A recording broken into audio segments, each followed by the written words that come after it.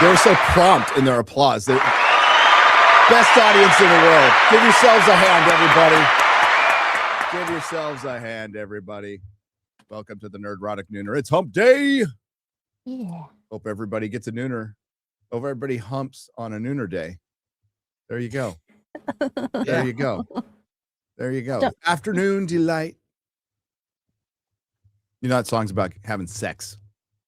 I hated that song in the 70s. It's a terrible song. It is an awful Every song. time my mom would play it on the radio, driving us around, it was like, please. It's a song about sex that sounds like a butter commercial song. Yes, margarine. What's up, nerds? Welcome to a very shorter Nerdrotic Nooner because I'm sick. That's why I was so grumpy yesterday. Is this probably be grumpy today? Huh? Is this a quickie then? I don't know. Yeah, call it the quickie. Yeah, do it.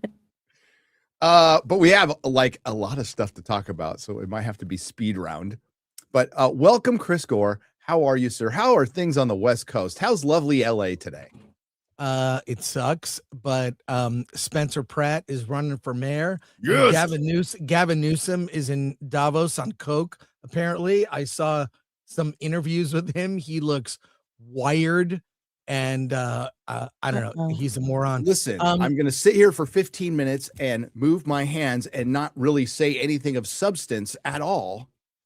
You know, yeah. He never says anything of substance, and worse, our media here, LA Times, even the LA Weekly used to do real good journalism back in the 90s, are feckless and don't hold our politicians. You know, they don't put their feet to the fire. But I am, unlike Steve Rogers in Avengers Doomsday, dressed like Captain America here.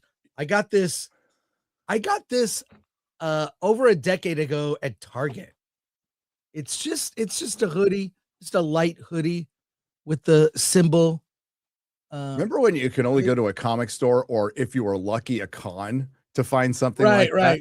But I thought this was cool. I was like, I'm gonna get it. Now it's like, yeah, like we were before the stream started. You and I were going old man. Like, remember when being a nerd was not cool? You'd be called. I posted something about how I was called like fag a million times in high school for reading comics and like space cadet and worse. I was called space cadet. Yeah, just. And I'm like, dipshit, that's not even a fucking insult. I'd love to be a space cadet. Screw you. But you know, yeah, nerd and fag, and then you come to find out later that the people that called you fag the most are gay. We're super gay. Yeah, very much projection. Like I was just into weird shit. I like comics and Monty Python and Star Trek and normal cool shit. Every science fiction movie that came to theaters, I was there. We will discuss what was the cause of that discussion, Chris. Oh, yes. Which was an article from the Mary Sue, because Rachel can't stop thinking about me. I don't blame her, to be honest with you. Just to make something clear, you're not going to date her. No, you're not going to. Listen, I hope you all find somebody who loves you as much as Rachel loves her refrigerator. Okay. No, seriously. This is Clownfish did a great video on this yesterday. I highly recommend. But Geeky hit the nail on the head on what this is all about, because it's not about me. It's not about Drinker. It's about that they're not getting traction on their opinions because their opinions don't really resonate with people for whatever reason. I would say they're bad, but I mean, I am just one man. That is one man's opinion, right? But to start with the dude bro thing with nerddom is fucking hilarious.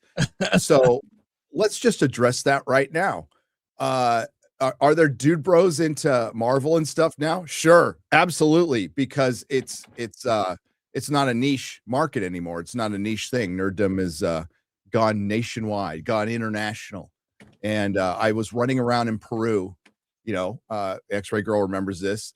And I would say this is anecdotal until I went to Egypt and saw the same thing. A bunch of kids wearing Spider-Man and Captain America shirts in Egypt and Peru. No Star Wars shirts, Yeah. no Superman shirts, no Batman shirts, Spider-Man and Captain freaking America shirts in Egypt and Peru. So, yeah, nerddom's gone international. Not Star Trek, but what Chris was just talking about, back in our day when we were nerds, I would get picked on for wearing a Star Wars shirt to school, to the point where I got self-conscious about it and eventually stopped wearing them for a little while, right? Because I just didn't want to deal with the shit going to school. I hated school enough anyway, right? I hated the actual school part of school. So I didn't need any extra shit from jocks or whatever. And this was like 6th, 7th grade. So I was very young, but always loved Star Trek. Loved Star Trek all my life. It's one of the earliest things I remember watching, along with Adam West Batman, George Reeves Superman, and Star Trek and Twilight Zone. That's what we grew up on, Chris. That was the only genre stuff that was on all the time. So Starfleet Academy is a massive flop. It just is. It's a disaster, and it's a really good thing that it's this much of an embarrassing disaster, because this is the only time you can change. This is how you hit bottom, Chris. We'll see if that actually happens. But this is the acolyte of Star Trek, and it's causing a lot of people to cope, because fake geek girls who exist have always wanted to bend and manipulate and vandalize and morph and mutate stories of nerddom to fit their very small fetish, to their fucking fetish of shipping and fanfic and fucking even I'll throw in the furries. I'll just throw it's got nothing to do with Star Trek, but I'm going to give you a stray. I'm going to throw in the furries too. All this fetish shit in fandom, and Hollywood is catered to them. And for years, Chris, I have said, you do not have to listen to us. You don't. Just do not listen to them, because we're actually the majority Star Trek fans who just want normal Star Trek, right? We're fine with people talking in rooms. Mahler shared that tweet with me as some guy going, "Oh, fucking old Trek is just people talking in rooms." It's like, get the hell out of here, get gone. But no, it's the Rachel Leishman, and what Geeky Sparkles mentioned in her Clownfish TV video was, oh, they get no traction when it comes to anything nerd, which is kind of what the site was built on. All they do is they're political all day, every day. And then they complain about us being political when I want things to be more balanced politically. I've never said, hey, it'd be great if we did a taxation is theft episode of something somewhere. I'm fine with that. But I've never said that I want my politics injected in something. It's cringe. You know, I like allegorically going over an issue, usually a morality tale, right? To where you don't necessarily answer the question and you let the audience think about it, and you don't talk down to the audience. You just tell a story to the audience, and you try to present both sides. Even if that's the sign of a great writer. You could be a massive lefty, right? But you can see the other side. See the other side and present that. And they often did that in Star Trek.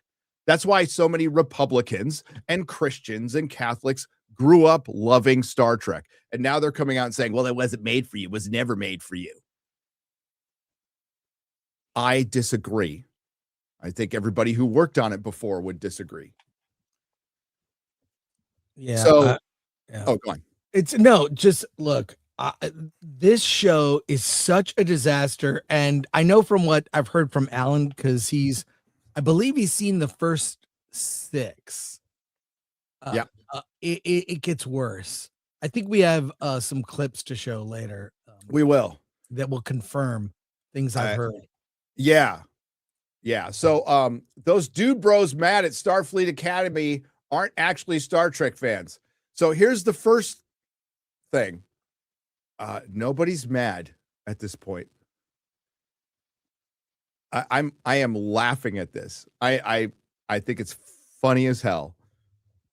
If there was any anger, has long gone with Star Trek Discovery. Star Trek Discovery that's why in my video, I think it's the worst, Chris. I think this is the worst. But then I'd have to go back and watch Star Trek Discovery or Strange New Worlds all over again, which is the most recent one, which is terrible, which is utterly terrible. And of course, Section 31, and we can debate it, but it's all pretty bad. The only thing that was good was Picard season 3. And not everybody liked that, Chris. Yeah. I got the most shit for liking that. You and Rob. Fine. Yeah. You and Rob. But I really love Picard season 3. It's a slow burn in the beginning, but it's so well done. Perfect. Yeah. It's so well done by the end. It sticks the landing. I really loved it. Time and time again, we get confronted with fans of something who continue to miss the lesson within the media they're consuming. Oh, it's media literacy, Chris.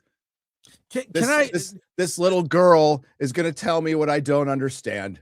The very premise of this article, if I could pause you for a sec, is that they're deciding who constitutes a real fan without even knowing you or contacting you, or clearly this reminds me of Last Jedi days when people were, going after you and Jeremy, like going after more Jeremy than me, for sure. Yeah, more Jeremy, but I'm saying that like you don't get to judge, and there are different levels of fans. So their whole premise for this article is so catty and female. It's the thing. We did a segment on Versus. I don't know if you saw it on Monday, where we talked about a guy's tweet where he listed women ruin everything, and he went through every franchise that have become feminized, and they've all been ruined. And this is the women are about. I can find that tweet on social media. They're about reputation destruction. That's what they're trying to do to yes. do Drinker. And it's not going to work at all because they have no cred, but it's laughable at this point. This kind of article used to have an effect. Now it's just a fart in the wind, but it's funny to look at. I just bring it up for one. I just bring it up because it's funny. Rachel most certainly can have her opinion about me and Drinker and write about it, and that's fine. I wouldn't have it any other way, right? Free speech is free speech. Free expression is free expression. I can just retort if I like, And the thing is, like, she brings us up a lot, so we're in her head for some reason. She's the one that did the hit piece on me. She could have Googled and look at my Wikipedia page, which is inaccurate, but it exists, and just done any sort of cursory search of myself or the outlet I represent and found out a little more. But with 4 simple words, she decided to do that, got traction because it was true. She decided to do a hit piece on me. So whatever. Fuck her. Make Marvel male again. Marvel male again. And that's what they did. Yeah. Chris won. Chris won. We'll briefly go over this because I'm not feel free to read it. But the whole, what Geeky Sparkle said is just true. Is all they talk about, they're in the political game now. They've gone down that political rabbit hole, and that's the only thing that gets them. If you go look on what's trending on their website, it's all political shit. None of it is nerd shit, which they probably rather do. They probably much rather do because they see themselves as nerds. Mm-hmm. And listen, anybody can see themselves as a nerd. You can go out and buy a pop vinyl and consider yourself a nerd. But and that's fine as long as you're not telling other people like what nerddom is and who it can't be. And I'll use the term fake geeker all day long because it exists. It's true that it's been around at cons. It's recent for us old guys. It's not going to be recent for you and you young people in the chat, but I'd say in the last 25 years, when the strippers used to have to be paid to be at con to be booth babes. But then the cosplayers came in and it was a way, sorry, cosplayers, this is just true. There's some great cosplayers out there and it's like, it's fun, but it's also a way for a gassed up mid to get some attention. Let's just be real. Like both things can be true. Do you remember at San Diego Comic-Con, there was the Bud Plant booth? and they'd always have these girls that they'd wear like booty shorts with their butt hanging out the bottom, and they were like, look, I went to that booth. I always bought something there. I'm not going to say it's because of the booth babes, but they definitely made me turn into that aisle, and they had great hardcovers from all over. But Bud Plant, why did the booth babe thing go away? God, well, because girls started actually showing up at con. Yeah, but who gives a shit? All right, I have to let's start a trend. No, Bring like, back oh god, I remember booth Bud babes. Plant and dude, I used to like know all these people from my comic shop days. Bring Very few back of them talk to me anymore. It's okay. So here we go. We've seen it with Star Wars, our superhero stories, and it has become increasingly a problem with Star Trek fans. More recently, men like the Critical Drinker and Nerdrotic, known for hating anything that seems to be left-leaning, have been dogging on Paramount Plus slate of Star Trek shows. The issue with these right-wing figures heads talk about Trek is that they miss the important detail of Star Trek. It was never for them. So I love it when I'm going to keep the insults to a minimum, Chris. Yes, please. I love it when a younger person who is radically progressive left calls me out, somebody who is not radically right at all in any way, shape, or form, and calls me that, which is fine. I don't care what I'm called. And then tells me I don't understand Star Trek, and then with her final sentence in that paragraph, completely misunderstands Star Trek and what it was about. You know the best way to get your message across to people, Chris? Is it yelling at them? No. Is it being angry? Or is it showing them both sides of an argument? I prefer to look at both sides. I even talking to you. I watch Grace Randolph because I like both. I want to see what and John Campea, because I want to see what a normal person, how their brain works. I maybe not the case of Grace, but you know what I mean? Yeah. I want to see what a kind of normie thinks. I don't want to get different sides of an argument. I'm unaffected. I have my opinion. It's rarely swayed, but I like to hear different views, especially that's what's great about that's what you are doing this show now, and I am doing this show because we spent hours at comic shops talking shit. I've been doing it since I was a kid. Walk into a comic shop and you see like the people. This is what this conversation is. So, yeah. And she's going to bring up the first interracial kiss and how progressive Star Trek was in the past. And absolutely, 100%. That's what we liked about it. That's why we were supposed to be past petty present social issues, something that they've said many, many times. And if they wanted to do a social issue, it was usually allegorically through some sort of alien race, instead of, oh, we need to practice social justice and activism. Well, why?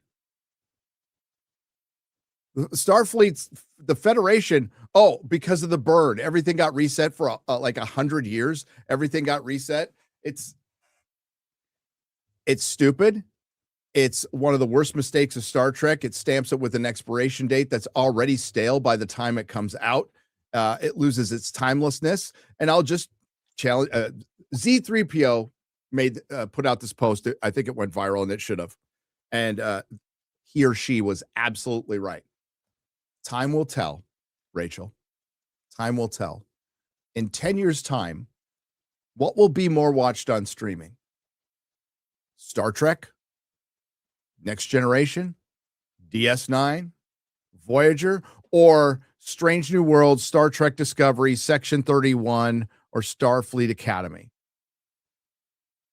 I can tell you who beats them in streaming now. The four I just listed. That would be Star Trek, Star Trek Next Generation, DS9, and Voyager. They consistently beat the new Kurtzman Trek over and over and over again. And it's because people are still watching them. And you know what? I bet you a few young people are even getting into those older ones. Nobody's getting into the newer stuff. In 50 years, it will be a side note. It will be a joke. In 50 years, people will still be watching TNG. They'll still be watching TNG. But please, tell me. I love it when people tell me what I don't understand.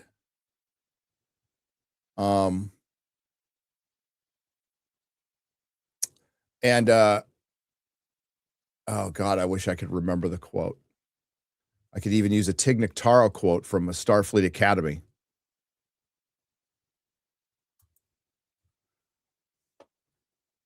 Something to the effect of the arrogance of youth has no chance against the treachery of old age and wisdom of older people being treacherous in their ways, using the wisdom that the young folks don't know.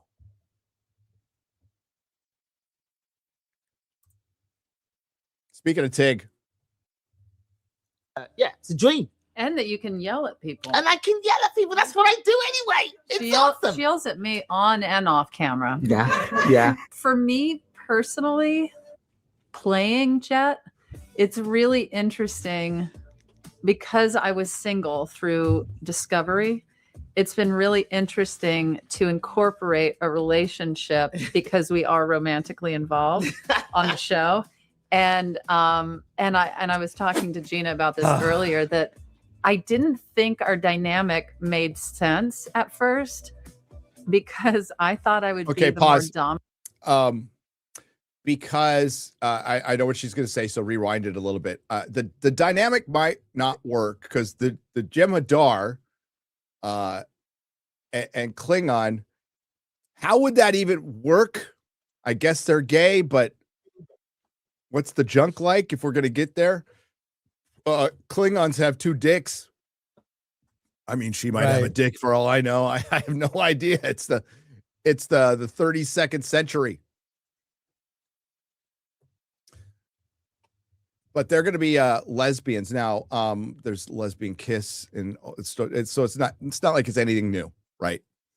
The thing is, what's missing from this show, Chris? Masculinity, heterosexuality. Same thing that was missing from Rachel's life when she was growing up. Masculinity. Oh my God.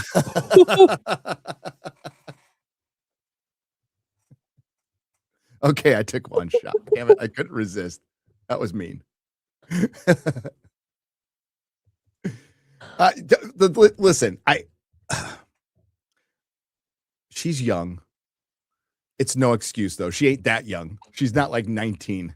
Okay, but still, for all I know, she's fucking 45. Let's hear the rest. Because I thought I would be the more dominant personality in a relationship.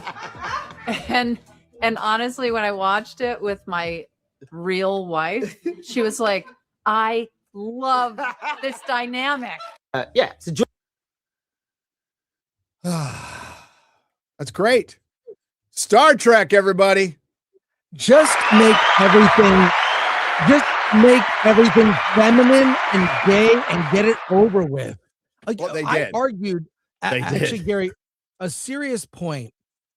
You know that, like, when you watch a TV show, in the corner, you see like the little warnings about the show, you know, sexual references or whatever it is, violence, whatever it is.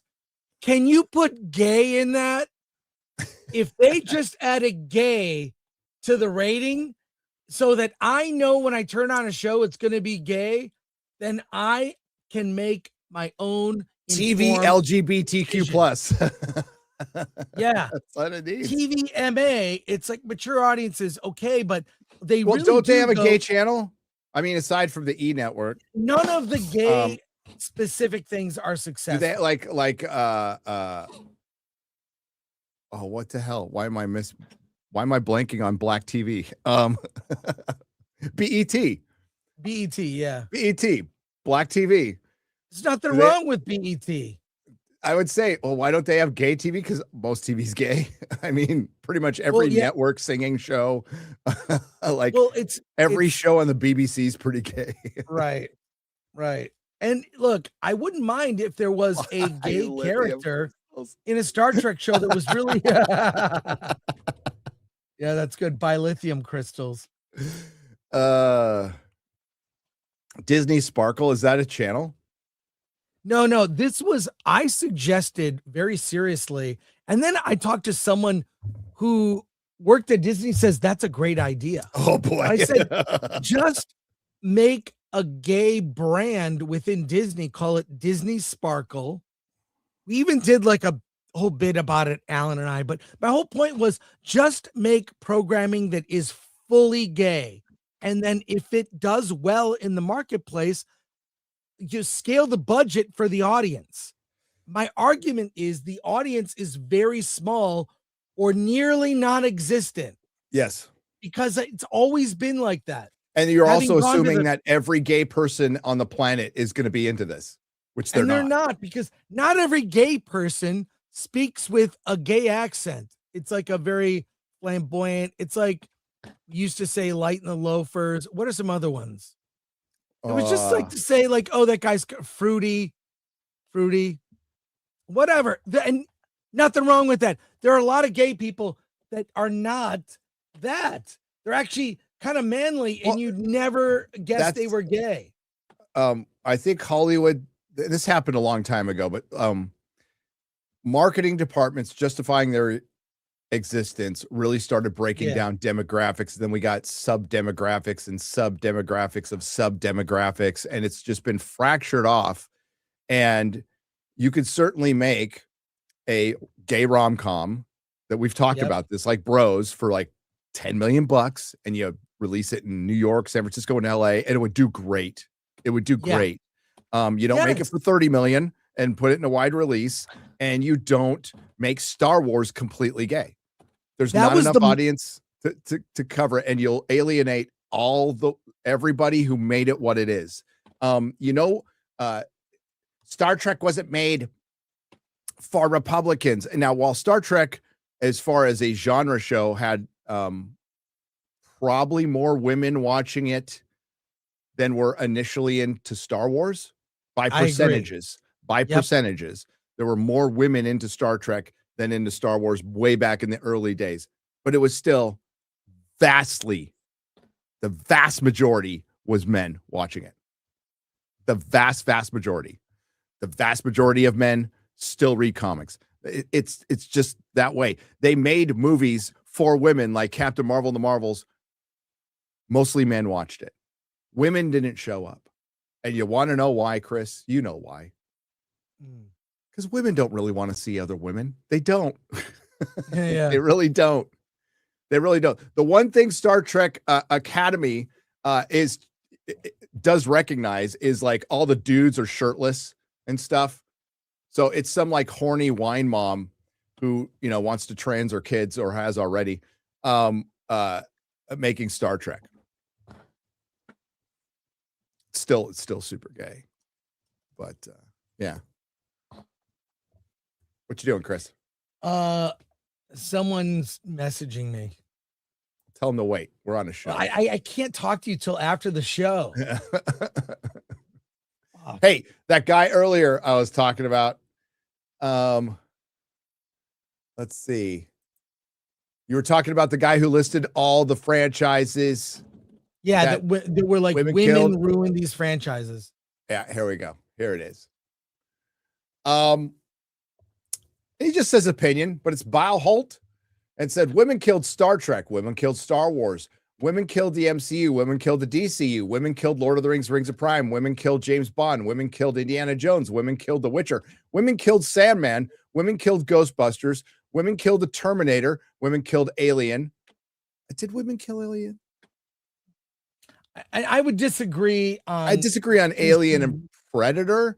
Women killed Men in Black. DCU. Women killed Mad Max. No, George Miller killed Mad Max. I can't say. But I agree with a lot of this. And women Yeah. and gays killed Doctor Who. Women killed Charlie's Angels. Yeah, that one's true. Yeah. That was true. Yeah, Mostly true. most Bill. of the Bile. yeah, Is it most Bill? of- Is it most Bill? of- I think it's Bill. I said Bile. Yeah, It's yeah. probably Bill. No, he's a good guy. I've talked to him online. Yeah, definitely. Sorry for messing that up. We Bill. did a video on just that tweet and the traction it got, because it's not, look, there are amazingly talented women involved with all those franchises. Marsha Lucas, there would be no Star Wars today without Marsha Lucas Yes. editing Star Wars, and she won an Oscar for it. And she was widely sought out by all the big directors at the time, including Scorsese, Coppola, Spielberg. They all always got her advice until she fell out with George, and then she was out of the business. Well, she DC cheated on him. That's true. That's the DC part that's Font- never brought up. It's like, Yes, she cheated on George Lucas. yes, yes.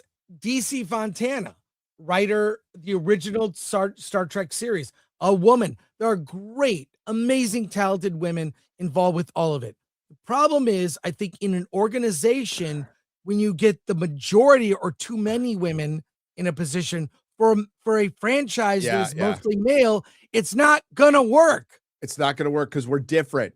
It would be like if a bunch of dudes that were really straight took over Barbie, and it would be, I mean, more guys would see it, but it would just be hot women in G-strings. Man, I'm selling this movie right now. Right, but it'd So be dudes like would you actually make it better. and, you and I, if Forget we my took over- analogy.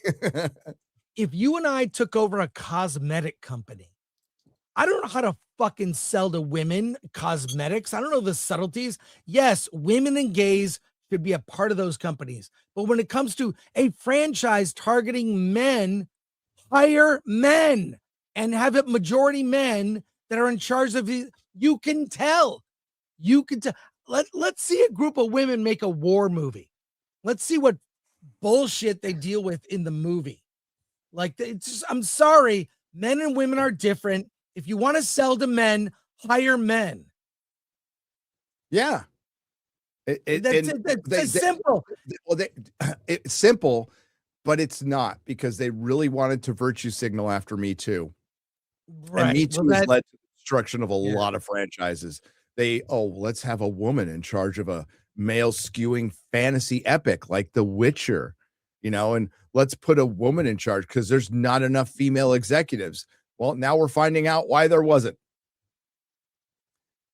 We just had the most powerful female executive over the last 12 years walk away, and they're gonna give her parades and accolades and all this shit. And she was quite simply the worst executive in the history of Hollywood, Yes. considering what she destroyed. So, yes, hashtag not all, but yeah, Starfleet Academy, not good. It's still being memed, and believe me, it's going to get worse. It might fall out of the zeitgeist, but you might want to keep an eye on like how much more cringe this gets. I just think the normies are like, I'll say this, the videos we have been doing on Starfleet Academy aren't getting near the traction as Acolyte. And I really think people are done. People are done with Star Wars. They're done with Star Trek. What we pointed out, you can call us sexist all you want, but the analogy is real simple. A bunch of guys, straight guys, should not be the shepherds of the Barbie franchise. It's better to have the audience who is the consumers of Barbie, that is women, girls, and gay men. I have a pitch. I have a Barbie pitch. No, just kidding. Please don't. But Listen, look, it's a short film, 15 minutes tops. I get where you're going. Oh my god. Someone must have, like an Axel Braun did Barbie I'm sure he did. trip XXX Barbie, or this is not a whatever. It's not difficult, but it is. They've made it disparue. Disparue is so logical. Sometimes it's when we're having a debate, we're arguing about the same thing, and he just can't get past. And God bless him for it. And he's not wrong. Like he is 100% not wrong. When we go, well, they can't change. He's all, yes, they can. All they have to do is fire everybody. All they have to do is get rid of everybody. And I'm like, you're right. You are right, Disparu. They'll never fucking do it. They'll never ever do it because they don't give a fuck about the fandom. They give a fuck about their egos and working with somebody else. And like ego and hubris have cost Hollywood and the BBC billions upon billions of dollars because I don't want to hurt somebody's fifis. So I'm going to go ahead and release Ironheart. I don't want to hurt Ryan Coogler's feelings. He's got political capital and power in Hollywood right now because he released a hit, Sinners. I don't want to upset whoever was involved in Starfleet Academy. I don't think there's a single person you would give a fuck about if you cancel this show right now. But that's the way it is because you should cancel. You should pull the plug. The minute you throw a show on fucking YouTube for free, it was promoted among Star Wars fans, Star Trek fans. Sorry, Doc. 3 nerd points. And it gets 1,300 views live. That's pathetic. It's pathetic. And you spent $10 million on that episode, $100 million on the series. And that might be a low estimate. And maybe it is trillions. If you want to go back like in the history of Hollywood on how much stuff they've continued with because of ego, maybe it is trillions. It might be. It might be. We need to start the 4B movement, which is 4B. Bring back booth babes. Yeah. Bring back booth babes. I mean, it's that's where it started to go wrong. Was simple things like booth babes are sexist. Well, you've got sexy men, and we don't care about that. Do we, Gary? Yeah, that's a video. Gary. I don't give a shit if some dude's shaking off a shirt or Dunk is walking in Night of the Seven Kingdoms. They got him naked twice. I don't give a shit. You know, I don't want to be looking at his wang or anything, but I don't care. Right. You know, I can look at my phone. Equal opportunity. It's fine. It's called one for the ladies. Just have booth men and booth women. What's wrong with attractive people selling a product, whether it's a movie or cosmetics or a comic book? All right. So speaking of women ruining things, Chris. Uh-oh. Oh my fucking God. Okay, this is a rumor. Okay.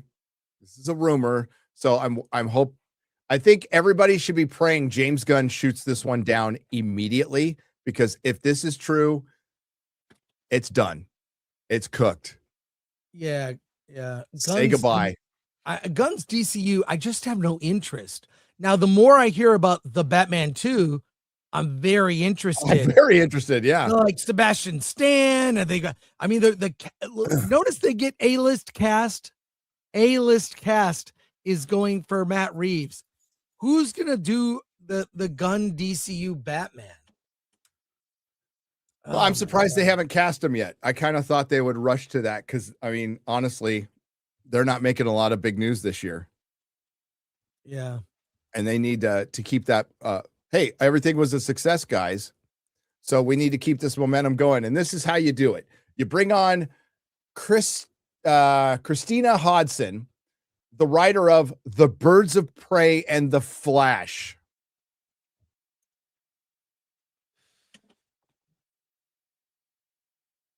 Maybe she's getting work because she's good looking. I don't know, man. I don't know. It's just, as a Batman fan, Chris, how do you feel about this? I'm underwhelmed. I mean, I saw Birds of Prey. It was one of the last movies I saw in the theater before the pandemic. I remember seeing it at like one of those dine-ins. It was bad, man. It was bad. But and then we all know The Flash, good intentions. I like Michael Keaton coming back. That's the part of the movie I like, but what that was a disaster. Yeah, I'm not excited about this at all. I mean, maybe Gunn's gonna rewrite it, but that doesn't give me confidence either. Did you see he posted the entire script for Superman on like social media? I don't know why. I know he sent it in for to the Academy to be considered for an Academy Award. It's not gonna. I don't think Batman was going to be good if James Gunn by himself wrote the script. I think James Gunn would be terrible writing Batman. Like legitimately the wrong guy. He was the wrong guy to write Superman. He's the wrong guy to write Batman. This is worse though. This is actually worse. Now, I know The Flash was James Gunn's favorite superhero movie until he made a couple of his own and until Peacemaker season 2 became his favorite thing. But if you watch Birds of Prey and The Flash, she wrote Bumblebee, right? Has a good beginning. Yeah. But her superhero fare has not been good. So this is not a good sign for Batman at all. And yeah, James Gunn, I think the DCU is cooked. I think it's cooked anyway. I think so too. I think there's a lack of enthusiasm. Do you hear people talking about it? Does anyone care what happens next in this DCU? I mean, it's a lack of interest more than anything. We saw what his vision was, and it's just Guardians. It's Temu Guardians. Yep. Well, that's what Supergirl is, definitely Temu Guardians. So, what was her name again? Hang on.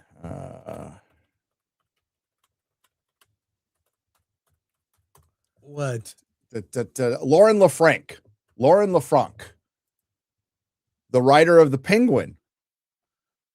They should have her write the fucking Batman. Oh, that would be great. You need a woman to do it. The thing is, world. This is also like we want a woman to write Batman. So it's just going off of this bullshit that we've been doing. And it's like, find the best person to write Batman. Now, I am going to point out that it wasn't Tom King. Yeah. It wasn't Tom King, but he's practically a woman too. So, yeah, I don't think it's, no, it's a terrible choice. And we heard that she was in the writer's room when James Gunn set up the DCU. So Tom King was in there.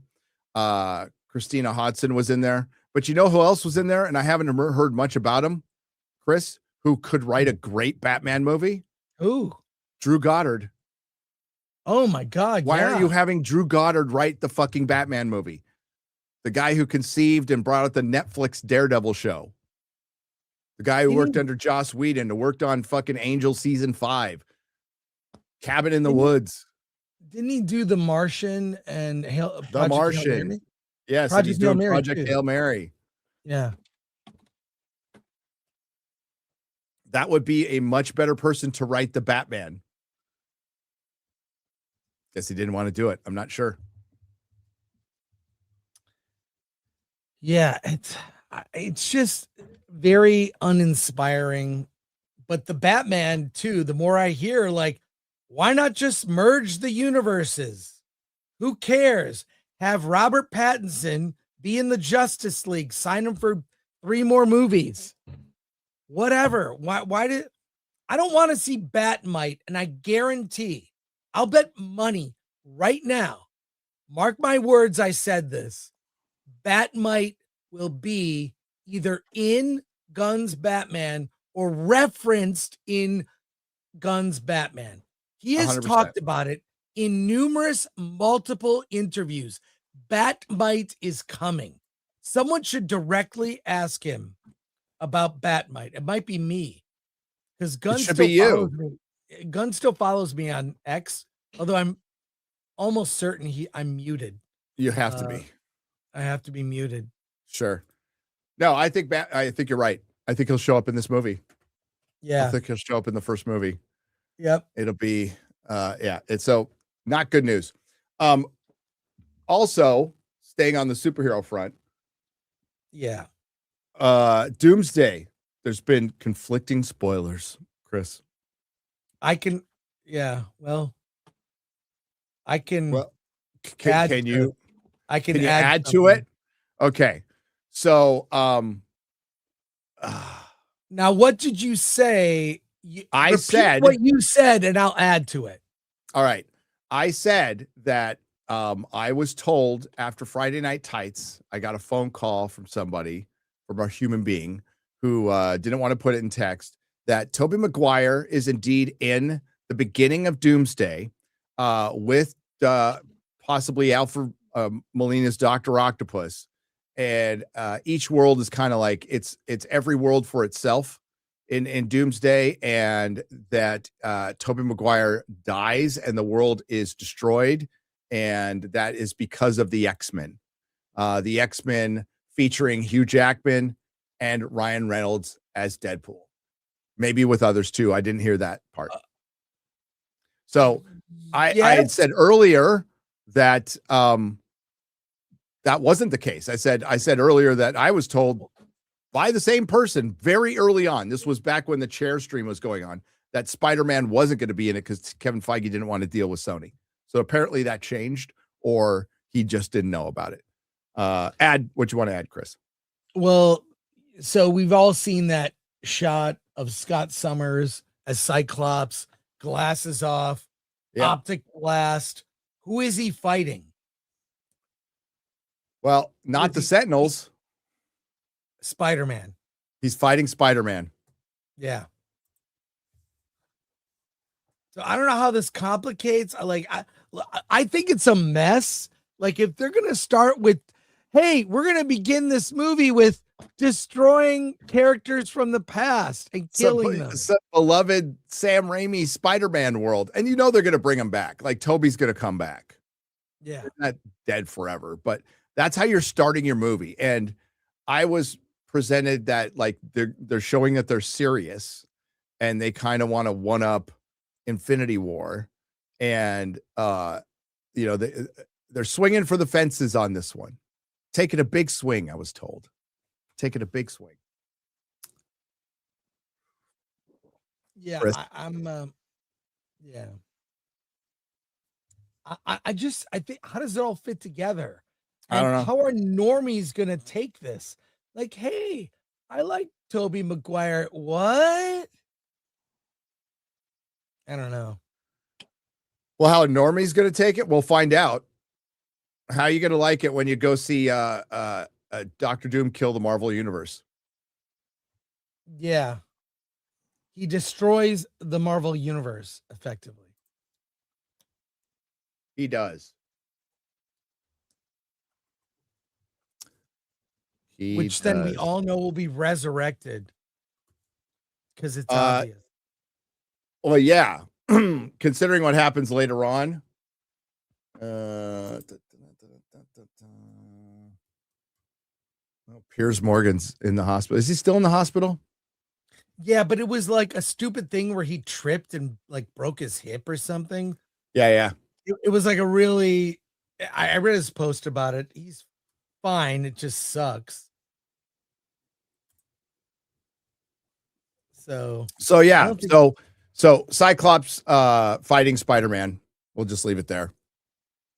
But it was contradicted what I heard earlier, but I bet you this plot changes 5 times before it comes out, Chris.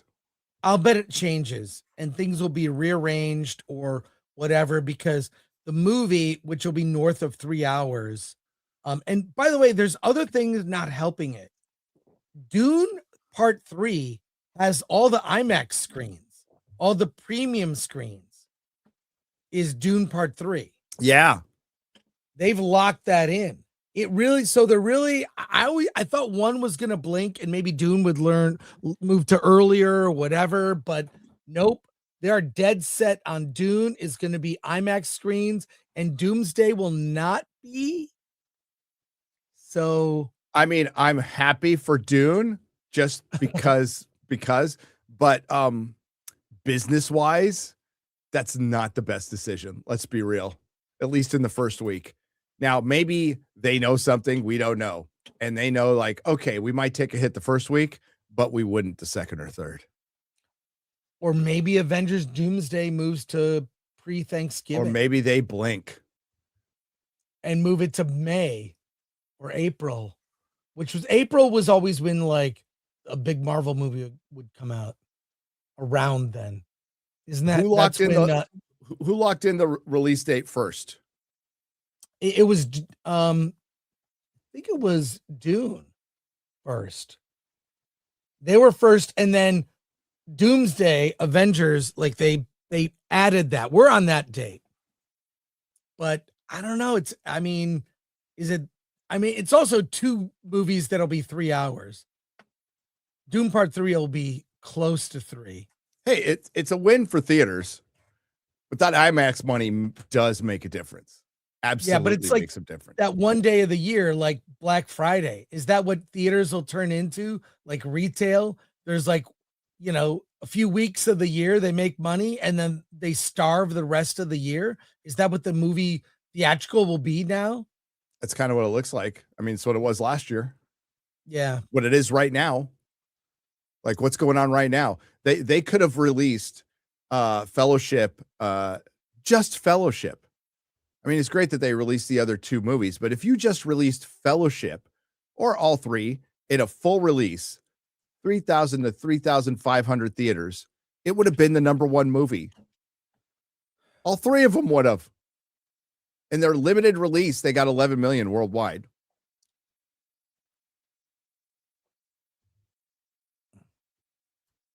They got 11 million worldwide. Okay. Yeah. Let's get to the trailer.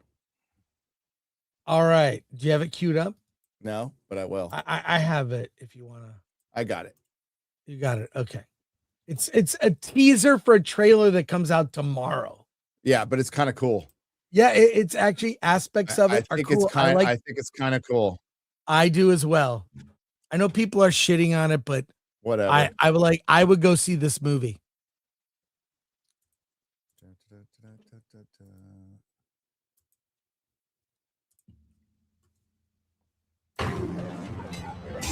Not long ago, when times were simpler, this was a healthy breakfast, was a powerful workout, and this was a hero.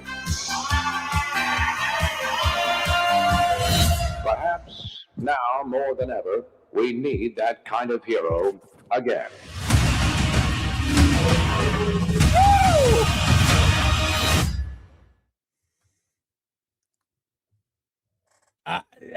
I don't know. It looks fun. Is it dumb fun like Flash Gordon or just whatever? It looks That would be kind of cool if they did it in the vein of Flash Gordon. Yeah, that would actually fucking work. Oh my god, 100% that would work. I'd love it. I'd love the hell out of it. And I was not like the biggest He-Man fan. I wasn't. When I was a kid. I wasn't either. It was like I was not into cartoons at that stage. I had discovered girls. I think I was still watching cartoons when it came out. It was never. But we'll see. But I would go see that. If they did it like really Flash fun. Gordon, I would 100% go see that and love it. Yeah, so Flash Gordon is filled with hot women, like just Ornella Moody. Jesus. Ornella Muti. Like some of the most beautiful women who ever lived. I mean, this is movie. even before the slave Leia bikini. Oh yeah, all these hot women wearing. Carrie Fisher is a mid compared to the women in fucking Flash Gordon. Right, exactly. Real. Like Ming had a harem of women. Yes. It was great, and he was going to marry Dale Arden. That movie, at the time, I thought it's kind of dumb. It's not serious, but I love that movie. I just got the 4K. Yeah, I got that of it. It's so great. Where is it? I have it here somewhere. Where is it? I got it somewhere. No, I don't have that. I've got this. I got Jaws. But yeah. I have a Godzilla. Have you seen this thing? I have this Godzilla. I know you don't drink, Gary. A Godzilla Pabst Blue Ribbon. Oh, that looks special so edition. cool. And they have, I got to find a picture of it. They have a 99 pack of Godzilla PBR beer. I'm thinking of getting one for a party. It's $100 for 99 beers of all the classic Godzilla characters, like Rodan, Ghidorah, Mothra. I'm gonna find it. It looks so cool, but it's like you got to see a photo to believe it. It's awesome. It's awesome. Damn. Yeah. Okay. Images. You got to see this thing. It's a 99 pack of beer. Chris Oh my wants to God. show you beer, and I want to show you this. What would you rather see, chat? But it's Godzilla beer. Hey, I'm not saying it's not cool. I mean, it's beer, so fuck that. It makes you fat and drunk and stupid. But Well, you're by not all wrong means, about drink all it. of that. You're Yeah. not wrong about it's all no way to those go things. through life, son. Yeah. Yeah. Can I? Okay. This No this way to photo. go through life. Yeah. One of the great movies. That Uh-huh. movie's so anti-establishment and fucking cool. And I love it. What is this? I have to Have you found the 6-pack? I of found Godzilla it. beer? Let's take a look at it.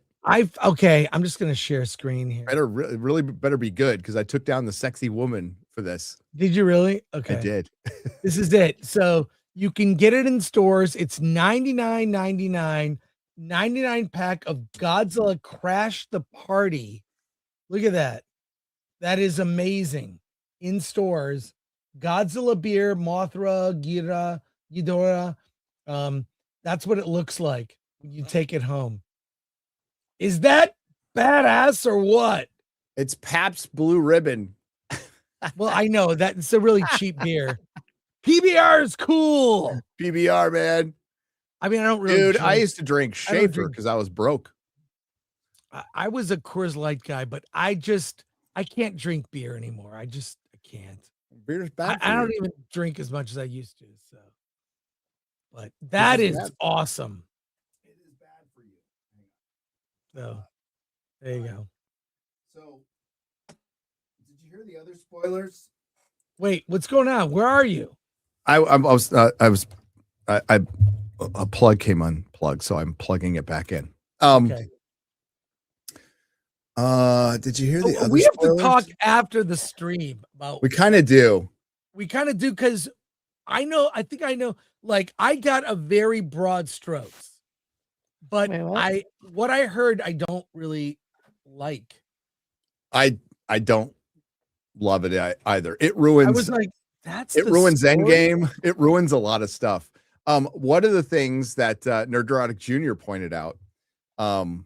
Here, I got to put the paddle up again. Technically, sorry, folks. But something I predicted going forward happened. I predicted that the Avengers would be responsible for the multiverse. They fucked up, and now Yeah, well, it was Captain America. Captain Yeah. America specifically going back. So Doom is hunting Captain America. Now, what's interesting is, and forgive me if you've heard this before, chat, Nerdrotic Jr. goes, oh, that's just like what they did in Avengers Earth, the Mightiest Heroes with Kang, when Captain America showed up in the 21st century and it ended up like destroying Kane's world. So Kang wanted to hunt Captain America. And it's like, oh, so they just took Kang Dynasty and repurposed it in the Doomsday, which I guess makes sense. But that's pretty much what they did. And I just want to point out, good call, Nerdrotic Jr. I've taught you well. It destroys his world, and I heard another thing that's crazy, but I would believe it. On Doom's original world, he was married to Sue Storm. So Doom's Doom's going to be Doom's not going to So Doom's not going to be part of the Fantastic Four world that we saw. He's from a different world. Right. That I don't know. That is a rumor, not from the source I consider credible. Okay. So Doom knew. Okay, hang on. We are gonna Doom knew about the incursions. Yes. First. And tried to stop them first and couldn't, and decided to speed them up to get them over with to his own ends because they want to do God Emperor Doom. Have you heard about that? Yes, I did Okay, know that. okay. All right, yeah, we're gonna know. You're right, Chris. We're gonna know the entire fucking plot of this movie before it comes out. Well, it's out there. The actual plot is out there. And like, listen, I am not claiming, and neither is Chris, that any of us are the first person to say this online, or we're not. I don't give a shit about any of that. So I don't care about credit. I don't need it. And this stuff could have been out there already. Yeah. I wouldn't know. Because I don't seek this stuff out. But now that like articles have been written and stuff is going around, I'm like, oh shit. I fucking hate scoopers. I do. It's just not my favorite thing in the world. Yeah. They have a place, just not my personal preference. But I'll definitely talk about shit because it's fun. You know, I learned stuff all the time when I was working at the comic shop and people from Lucasfilm would come in or, you know, spill all the time. All the time. What else?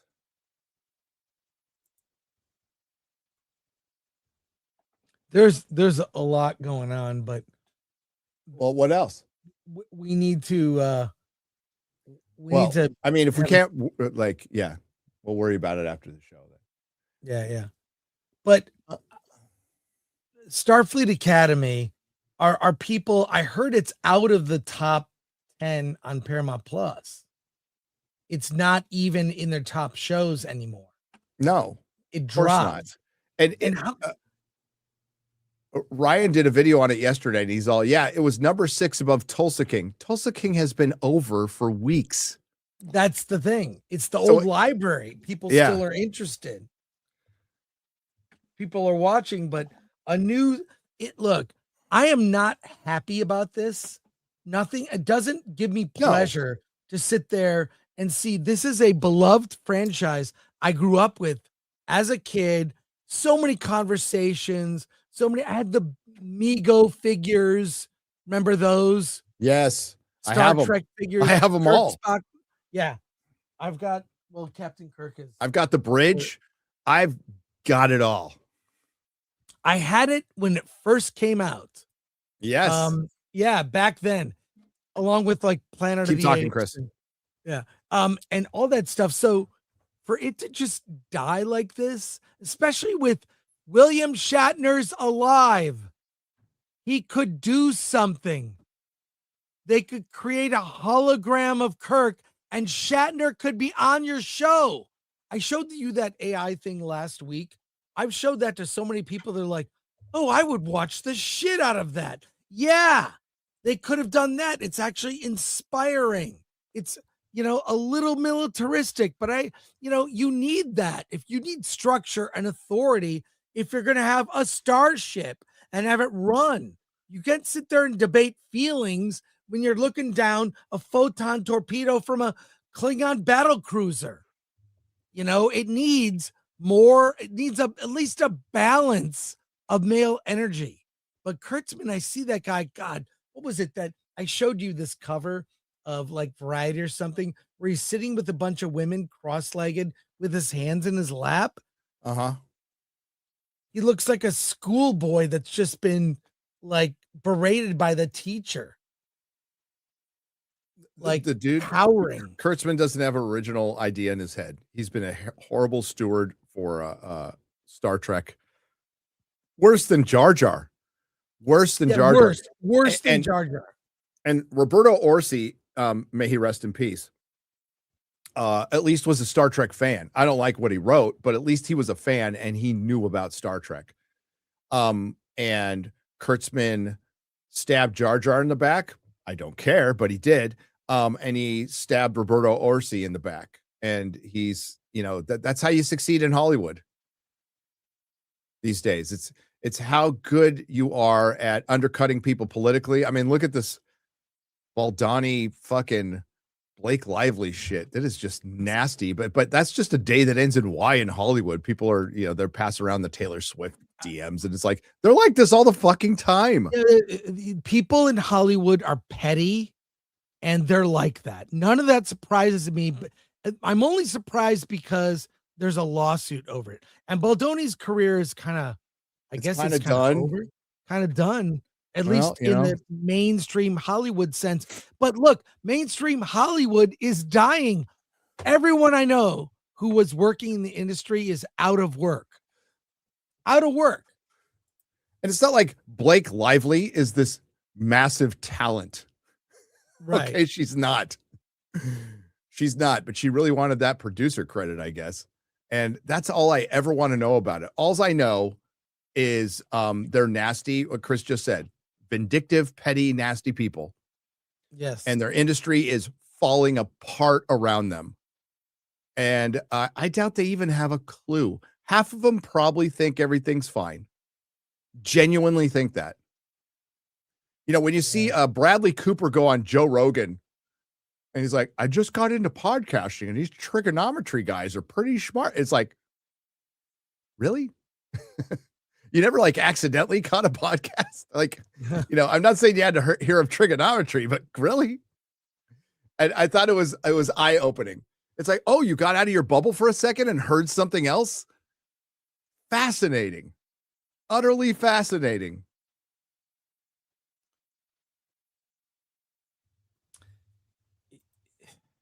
It just, oh my God. This is the final nail in Star Trek, this series. Oh, and it is.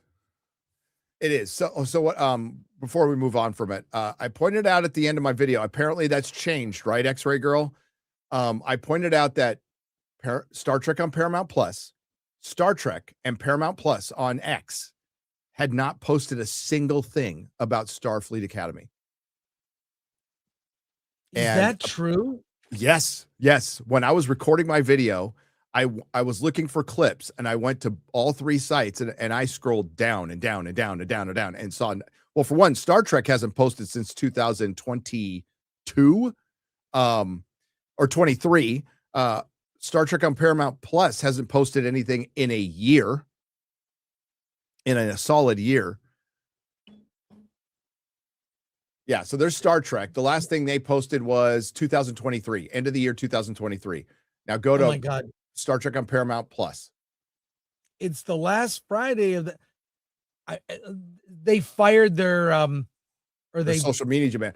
canceled their contract. January 31st, 2025 was the last thing they posted. It was Lower Decks. Now go to Paramount Plus, and you said X-Ray Girl that they posted something. Yes, it was after my video came out. Paramount Plus, not Paramount Pictures, Paramount Plus. Paramount you just had it. Plus. You just had it. You just had it. That's right there. Yeah. Nothing. I you know what? Let's get numbers. It was Red Letter Media, one of their latest videos. Mike Stoklasa, I'm pronouncing that incorrectly, probably. Said he had a source who said that their episodes they get in the thousands of views. I'm like tens of thousands. Fair, if he not was hundreds of thousands, tens of thousands. It's hard to tell because he's so irreverent if he was tongue in cheek and being serious about that. But if he was, keep going, X-Ray Girl, keep scrolling. No, down. I think he went tongue in cheek to maybe say, maybe I know, maybe I won't, but it's actually true because I would believe it's true. So what date are we on? January 11th. Okay, yeah. Keep scrolling. So they didn't post anything about.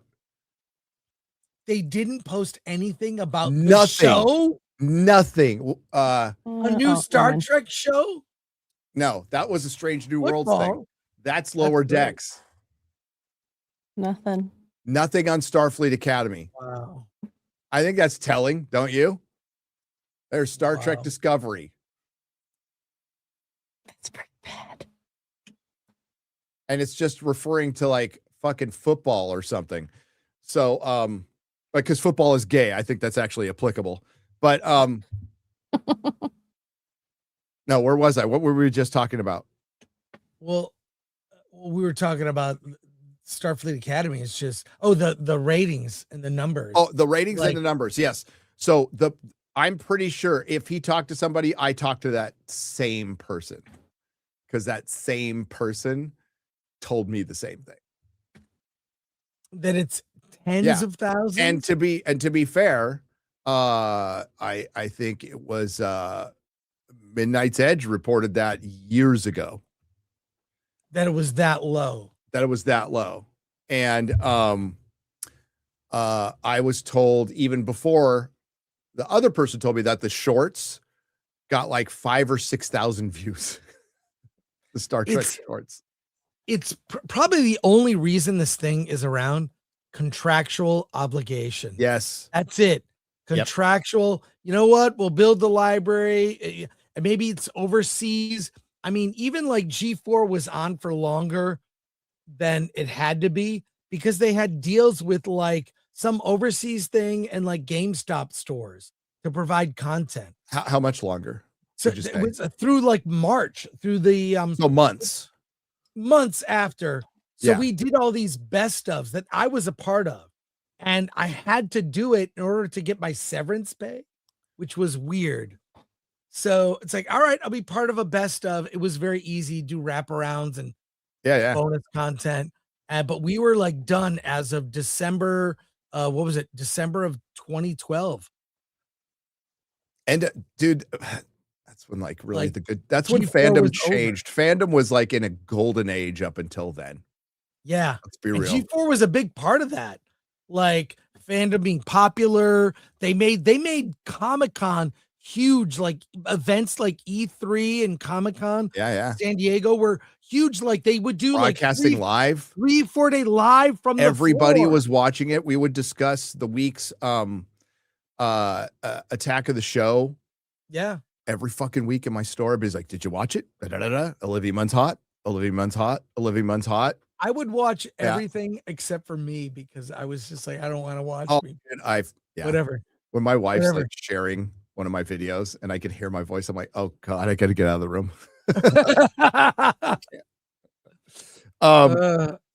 No. So, if you take it's probably 180 plus thousand total views on, YouTube for free for the first episode. And I talked about this later, and you just apply that metric to behind a paywall. So little behind the scenes on YouTube, you will see a video that gets let's just use 1 million, right? So you see a video that's 10 minutes long that gets 1 million views. Of those 1 million views, a much smaller percentage of the people watch the whole thing beginning to end. So let's cut out like intros and credits. Let's cut out that. A smaller percentage watch that. That's why the most important thing on YouTube is minutes watched more than anything, more than fucking subs matter, views matter, but the thing that matters the most to YouTube is minutes watched. That's never changed through all the algorithmic changes, because that's what they sell to advertisers. That's what matters to advertisers. So you have a smaller percentage watching that meat of the video. The majority of people watch it for a couple, 3 minutes, speed through it and bounce. That's just a fact. It's just the way it is. We can see this in our analytics. Now, that's for free. That's stuff for free. Imagine you put that behind a paywall. And also apply the fact that, like, say that 10-minute million view video was on a channel with 3 million subs. So that means you go, well, a third of his audience watched it. No, maybe a fifth, because the notifications goes out.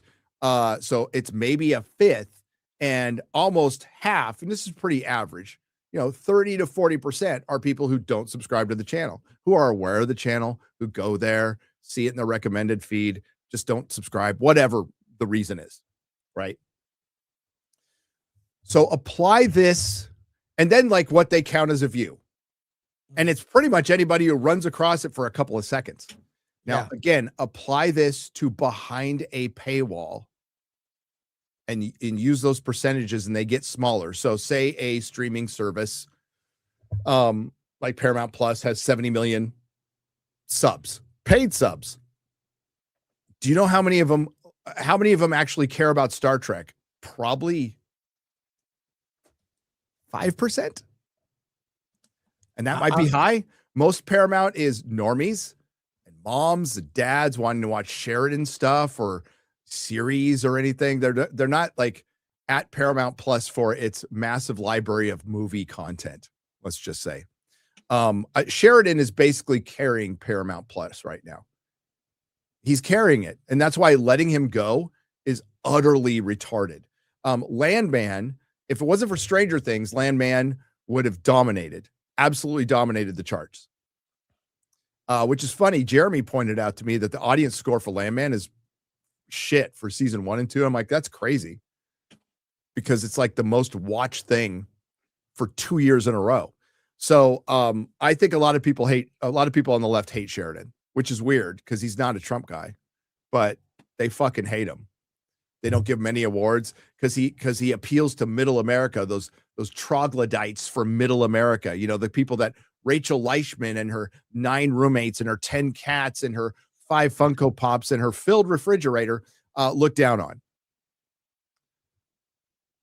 Paramount Plus has 79.1 million subs as of May 2025. That's more than I thought. That's because of Sheridan. It's not because of Star Trek. Star Trek isn't bringing a single fucking one. And they will see once he's gone, they got nothing. That's why they really want Warner Brothers really, really bad. And they're not going to get it. Unfortunately, because I think they would actually be better. Not much, but I think that would be better. But you apply that logic and those anecdotal numbers to behind a paywall, and it's tiny. It is tiny, the amount of people who tune in. So I wouldn't be surprised at all. Even on the most successful Kurtzman Trek show, it's viewed by 100,000 people.